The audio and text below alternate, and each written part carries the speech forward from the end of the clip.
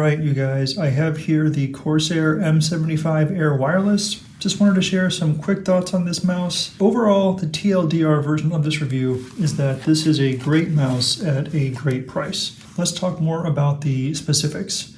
So first thing you'll probably notice is the shape and the design. Now honestly, this kind of looks to me like a little bit of an outdated shape. It definitely has, I think, kind of a dated look to it, but you know, that's not a very big deal. That's mostly just personal opinion. Getting into then the clicks. Let's look at the clicks. So here is a click test.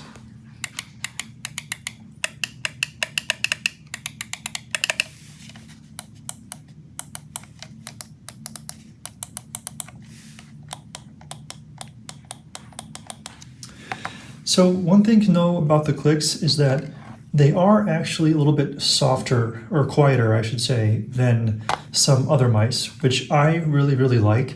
So if you do want to end up using this in an office environment, you can get away with that, I think, and you'd be fine. Other mice, like for example, the Logitech Superlight 2, that one is just so loud that I would say you probably couldn't use it in an office environment very comfortably.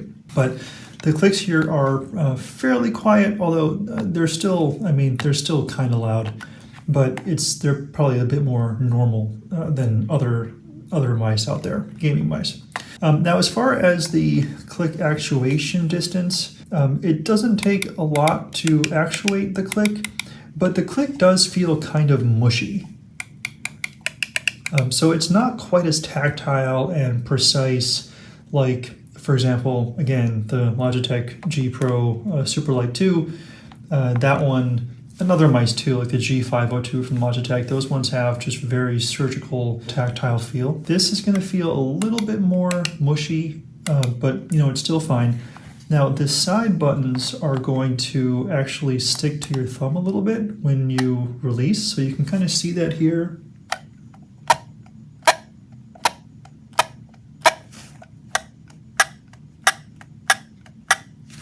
So you see I'm just moving my thumb out of the way, and it's kind of causing those buttons to stick.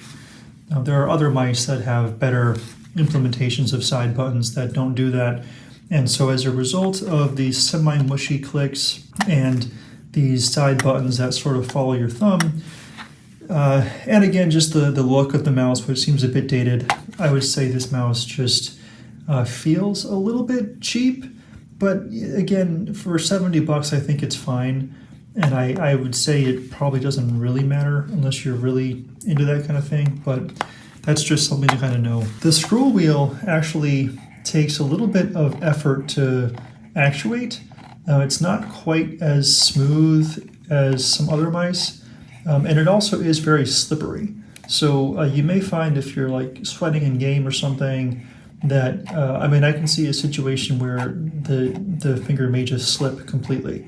Again, it's not that bad. I don't want to exaggerate it, but it is noticeably more difficult to actually move the scroll wheel than other mice that I've used. But again, I'm not talking about you need to be a power lifter.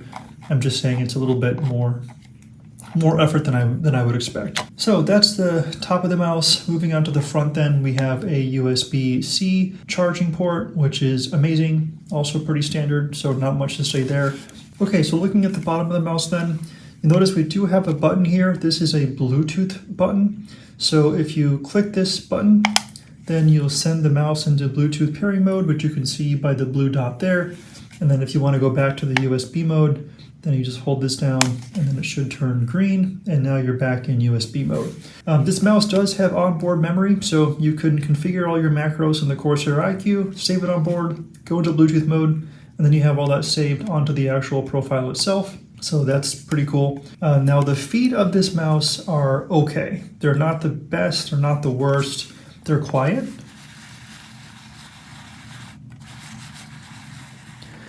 I don't know if you can hear it on camera very well, but these are definitely quieter feet than some other mice, but they still kind of have, a good deal of friction. I would prefer maybe some other feet, but what's cool with this mouse in particular is that there's a lot of aftermarket skates that you can put on here, so the options are pretty wide, so that's pretty cool. Likewise, you can also get some rubber grips for the mouse aftermarket as well. So if you want to make it look a little more modern and you want to just make it more grippy, you can do that as well. Now, as far as the tracking, there's not much to say there. The tracking on all modern gaming mice is pretty much like just excellent. So there's nothing wrong with this one. It is absolutely fantastic. I would say your accuracy would have a lot more to do with the shape than the actual sensor itself. So if the shape fits you, I think it'll be accurate with this, but you're not going to be held back by the sensor itself. Now, speaking of shape, it's definitely just a tad bigger than some other fingertip grip mice. This is kind of supposed to be a fingertip slash, you could palm this too. I think this is probably geared more toward the fingertip crowd, but you could palm this if you have smaller hands. I think it could work either way if you have big hands. I am definitely a fingertip type person, and this works fine for me. But there is a little bit of extra bulk in the back that may drive you crazy. I mean, for me, it's fine, but just depends on your tolerance. You might find it to be a little bit, just bulky in the back, but it doesn't feel like it's weighted unevenly, meaning the weight of the mouse seems very evenly distributed. So it's not like you're dragging it around and there's like a giant battery in the back or something. You can kind of sense there's some bulk in the back. You kind of feel it, but it's totally fine. Like, I think if you're a fingertip grip person, I think it's fine. And sometimes it is nice to just kind of have your hand, rest there for a while. So I think this is totally fine for that. Okay, guys, so should you buy this mouse? Well, for $100, I would say no. I think it's not worthy of that, just in terms of build quality. But it is on sale pretty much everywhere right now for $70. And if you do some very brief shopping around, you can find it on places like Amazon used for even cheaper.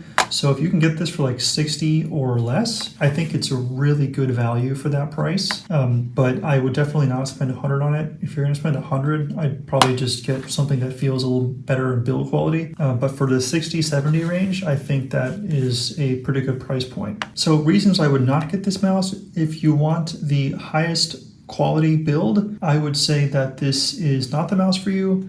Also, if you want like a smaller fingertip grip mouse, I would say this is not the mouse for you. But that's pretty much it. Otherwise, I'd say, go for it. If you can find it for $50-$60, I would say it's a pretty good option, and I would definitely recommend it for that price. All right, guys, thanks for watching. See you in the next one.